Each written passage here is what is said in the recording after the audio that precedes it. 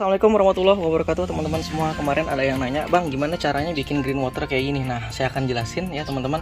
Jadi sebenarnya green water ini mudah buatnya. Teman-teman pakai air bekas ikan aja, dijemur, diaduk-aduk tiap hari. Nggak usah dikasih apa-apa juga, itu bisa hijau gitu. Cuma kalau pengen lebih bagus, pengen lebih cepat, pengen lebih efektif, kita tidak hanya menggunakan green water teman-teman. Jadi ini saya buat pakan. Ini sebenarnya pakan teman-teman.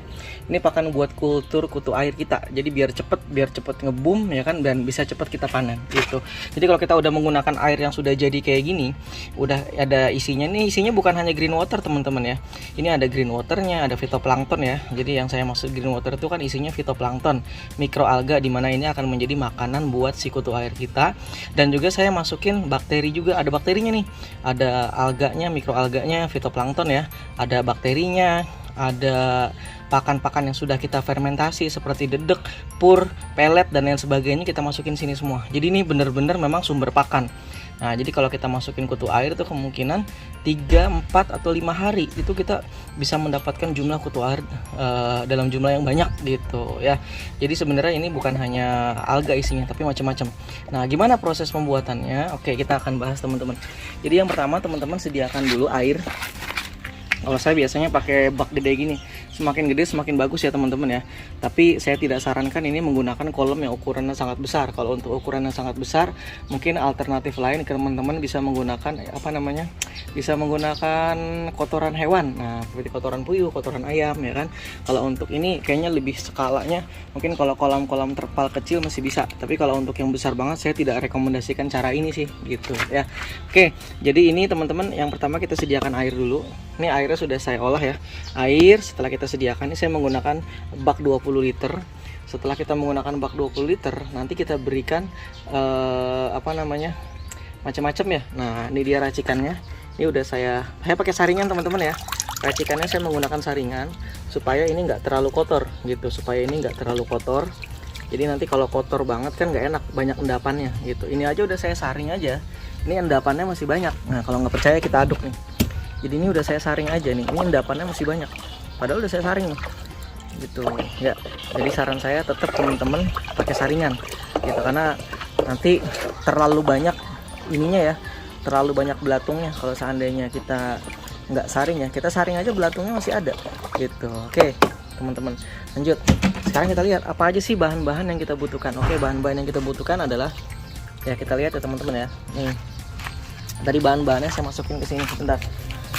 Oke, bahan-bahan yang saya perlukan banyak teman-teman. Jadi salah satunya adalah saya menggunakan ini ya. Jadi pertama ini saya masukin pelet dulu teman-teman. Saya masukin pelet. Nah, untuk menghemat, karena pelet yang ngetren banget ya di dunia percupangan ini ya, pelet Fengli ya. Saya punya pelet Fengli ini. Nah, jadi biasanya saya menggunakan, biar irit ya, saya menggunakan pelet Fengli ini saya kombinasikan dengan yang lain, karena pelet Fengli ini lumayan bagus ya. Nah, tapi karena di sini agak susah nyarinya, makanya saya campur dengan yang lain gitu. Tapi dulu juga saya nggak pernah pakai pelet Fengli teman-teman. Saya biasanya pakai dedek. Jadi teman-teman bebas aja. Jadi teman-teman yang pertama menggunakan pelet Fengli, boleh campur dengan pelet lele. Saya pakai pelet lele juga sama dedek. Bahkan dulu awal-awal saya nggak pakai pelet sama sekali. Saya pakai dedek dan itu bisa. Jadi bebas. Yang pertama teman-teman pakai dedek, boleh pelet lele, boleh pelet Fengli, macam-macam. Yang penting teman-teman campurkan dengan air, larutkan di sini. Jadi masukin ke sini, campur, kasih air. Nah, kalau saya sih satu ember gede tadi ya, satu ember 20 liter tadi, biasanya saya pakai 1 sendok. Terserah sama teman-teman kombinasi atau satu jenis saja, bebas. Nah, setelah itu peletnya kita kasih air, kita campur ya biar larut ya. Berikutnya kita siapkan ini teman-teman, siapkan pupuk. Nah, kita siapkan pupuk. Kebetulan saya tadi menggunakan pupuk yang murah-murah aja. Saya kebetulan tadi menggunakan pupuk NPK yang murah ya. Saya pakai pupuk NPK ya, satu ember tadi saya pakai 1 sendok makan biasanya. Saya pakai NPK, saya pakai urea.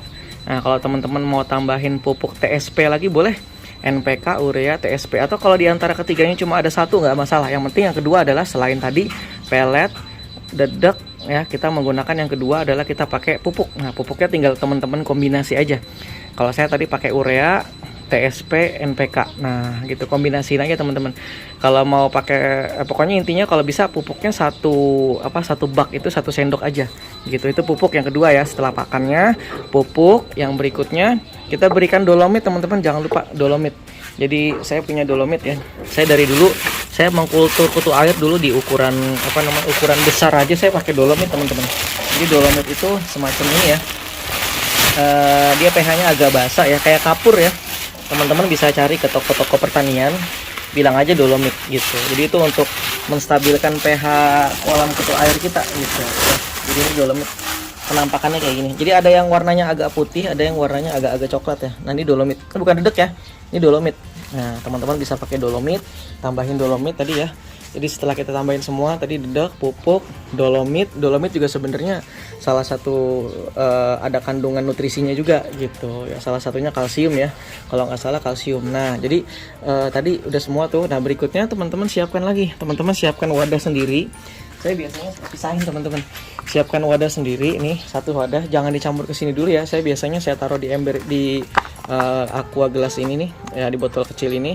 Saya masukin ini teman-teman. Ini molase teman-teman. Ini molase ini tetes tebu ya. Ini ampas dari pabrik tebu ya. Jadi ini ampas dari pembuatan gula ya. Saya biasanya pakai molase. Ini harganya murah, teman-teman tinggal cari aja di toko pertanian atau peternakan biasanya ada. Saya pakai molase plus saya campur dengan EM4 perikanan. Nah, EM4 perikanan ini dimana isinya itu kalau dilihat di sini bakterinya adalah Lactobacillus casei sama Saccharomyces ragi ya. Jadi ini sebenarnya buat jadi pakan si kutu air juga. Jadi ini kalau menurut pabriknya ini bakterinya ini dalam keadaan dorman. Dorman tuh tidur ya. Jadi kalau kita pengen mengaktifkan si bakteri dan kita pengen memperbanyak dia supaya kita bisa berhemat ya. Jadi kita menggunakan ini si E4 ini kita taruh di sini, kita campur air plus kita kasih molase. Kalau saya biasanya perbandingannya 1:1. Jadi kalau ini 1 tutup botol, ininya juga 1 tutup botol molase. Jadi sama. Nah, airnya setengah gitu. Jadi kalau ini satu airnya setengah gitu. Jadi saya campur ini. Nah, saya biasanya untuk 1 ember tadi teman-teman saya menggunakan 1 tutup botol E4. Saya menggunakan 1 tutup botol E4, 1 tutup molase. Saya taruh di sini, saya campuri air, saya biarkan mungkin beberapa menit ya. Terserah mau 5 menit, mau setengah jam. Kalau udah nanti selesai semua udah teman-teman bahannya. Nah, yang tadi saya bilang ini tadi saya campur dengan ini tadi setelah bakterinya diaktifkan saya campur. Setelah saya campur, berikutnya nanti saya masukin ke saringan tadi. Saya aduk-aduk ya kan. Nah, saya aduk-aduk akhirnya jadi deh kayak gini. Nah, jadi ini hasilnya teman-teman. Ya, hasilnya nanti mungkin akan saya tulis di deskripsinya teman-teman ya. Kalau teman-teman mau nambahkan bahan-bahan lain silahkan. Mau menambahkan bahan-bahan lain dari yang seperti yang saya sebutkan tadi silahkan aja, nggak ada masalah gitu ya. Nah setelah tadi kita masukkan, kita aduk ya kan, kita aduk kayak gini sampai berwarna coklat ya kan, sampai berwarna coklat udah selesai. Nah gitu teman-teman ya, dilarutkan. Setelah selesai nanti biasanya itu kalau pengen cepet. Nah ini kebetulan ini saya lagi eksperimen. Ini yang 3 kolom ini, 3 bak ini udah 1,5 minggu ya. Ini baru jadi teman-teman. Karena saya tidak menggunakan starter green water. Nah, jadi saya nggak menggunakan starter green water. Saya memanfaatkan spora alga yang ada di lingkungan aja supaya masuk ke sini dan supaya alganya berkembang di sini, dan hasilnya seperti ini. Tapi ini agak lama ya teman-teman ya, hampir 2 minggu airnya baru bisa hijau gitu ya. Nah ini malah belum nih. Ini malah masih coklat teman-teman. Padahal ini berbarengan. Tapi yang ini masih coklat. Ini agak cepat karena saya menggunakan air ikan teman-teman ya. Kalau saya menggunakan air ikan kan kemungkinan di kotoran-kotoran ikan tuh sudah ada spora-spora alganya, makanya ini lebih cepat gitu. Nah kalau teman-teman pengen lebih cepat, saran saya adalah teman-teman ambil aja green water dari sini. Nah ini kan udah jadi nih. Ini tinggal teman-teman masukin ke sini. Nah biar lebih cepat. Nah oke, karena saya pengen prosesnya ini bisa lebih cepat, makanya saya ambil dari sini ya. Saya ambil dari sini. Ya ini saya ambil dari sini. Saya taruh di sini teman-teman. Terserah mau berapa gelas. Semakin banyak, saya taruh 2 gelas aja ya. Semakin banyak, semakin cepat. Gitu. Semakin banyak, semakin cepat. Nah, saya taruhin 2 gelas atau 3 gelas. 3 gelas deh biar lebih banyak ya. Oke. Dah. Setelah selesai, udah tinggal kita aduk-aduk aja teman-teman. Tinggal kita aduk-aduk ya kan. Dikenain matahari yang terik. Terus setiap hari diaduk-aduk. Diaduk-aduk terus setiap hari, dikenain matahari terik. Nih biasanya kalau kita pakai starter itu nggak nyampe seminggu airnya udah hijau banget. Nah kalau airnya udah hijau banget, udah teman-teman bisa pakai buat jadi pakan kutu air kita. Nah teman-teman bisa menggunakan ember lain, misalnya pakai ember ini. Nah taruh air yang udah hijau ini, kita taruh di sini. Udah kita taruh kutu air, tinggal tunggu 3, 4 sampai 5 hari kutu air bisa kita panen gitu ya.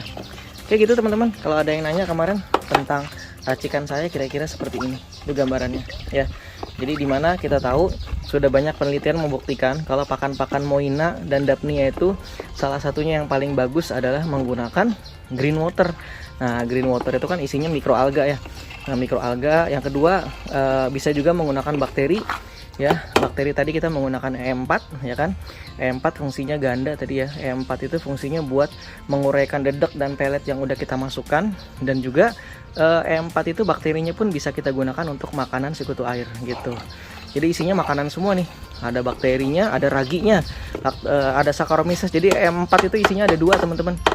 Ada bakteri, ada ragi. Nah, dimana dua-duanya tuh memang biasanya dipakai buat pakan kutu air gitu. Teman-teman bisa ngasih makan bakteri saja bisa, pakai ragi juga bisa gitu. Nah, cuma ini kan lebih mantep nih kalau kayak gini. Oke gitu kira-kira teman-teman.